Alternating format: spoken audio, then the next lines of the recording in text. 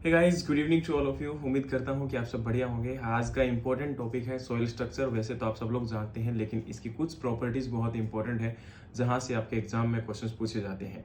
Soil structure एक dynamic property है जो कि अगर हम बात करें तो उसके अंदर जो सॉइल के पार्टिकल्स हैं वो किस प्रकार से एग्रीगेट है एक दूसरे के साथ, that is the soil structure. Soil structure के अंदर डिफरेंट टाइप ऑफ स्ट्रक्चर्स आपके होते हैं। ये भी आप लोग जानते होंगे कि कुछ सॉइल के अंदर सिंगल ग्रेन स्ट्रक्चर होता है, कुछ में प्लेटिव होता है, कुछ के अंदर कॉलमनर होता है, कुछ के अंदर आपका जो है यहाँ पर स्फेरॉइडल होता है। लेकिन मोस्ट इंपॉर्टेंट और बेस्ट जो होता है एग्रीकल्चर पर्पज के लिए वो आपका स्फेरॉइडल स्ट्रक्चर होता है।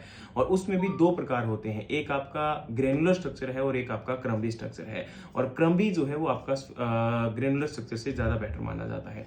अब सोइल के अंदर जब हम बात करते हैं तो उसके अंदर बहुत सारे फैक्टर हैं जो कि सोइल के अंदर स्ट्रक्चर को अफेक्ट करते हैं। और उनमें से एक मोस्ट इंपॉर्टेंट फैक्टर है जो कि आपका टिलेज के नाम से जाना जाता है। टिलेज जो है, जब हम सोइल के अंदर मैनिपुलेट करते हैं सोइल को, तो उसके बाद सोइल की कंडीशन होती है और उसी फिजिकल कंडीशन की सोइल जो है उसको हम बोलते हैं आपका टिल्थ।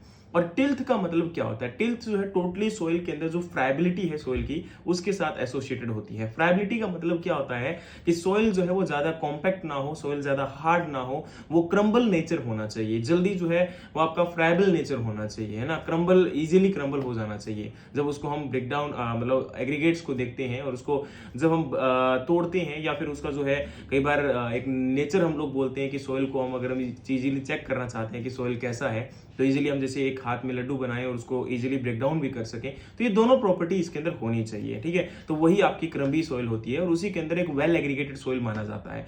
और एक चीज आपको इतना बोलना चाहूंगा कि सोइल के अंदर जब टिलेज करते हो तो टिलेज से कई चीजें इफेक्ट होती है। हो सकता है कि सोइल का स्ट्रक्चर खराब भी हो जाए और हो सकता है सोइल का स्ट्रक्चर जो है इंप्रूव भी हो जाए।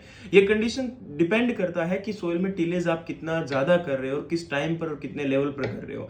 अगर कंजर्वेशन टिलेज की बात करें तो वो आपकी सोइल के लिए इंपॉर्टेंट है, जिसके अंदर हम मोर देन 30% रेजिड्यू सोइल के अंदर आपके कंजर्व करने की कोशिश करते हैं, रेजिड्यू को मेंटेन रखने की कोशिश करते हैं। लेकिन कन्वेंशनल टिलेज जिसके अंदर हैवी टिलेज किया जाता है, ज्यादातर आपके जो प्लो हैं उनको फोकस किया जाता है, तो उसकी वजह से सोइल का स्ट्रक्चर खराब भी हो सकता है। लेकिन आपका ऑर्गेनिक मैटर ऐड करने के लिए, वीड को रिमूव करने के लिए, इन सब के लिए टिलेज बहुत ज्यादा इंपॉर्टेंट है।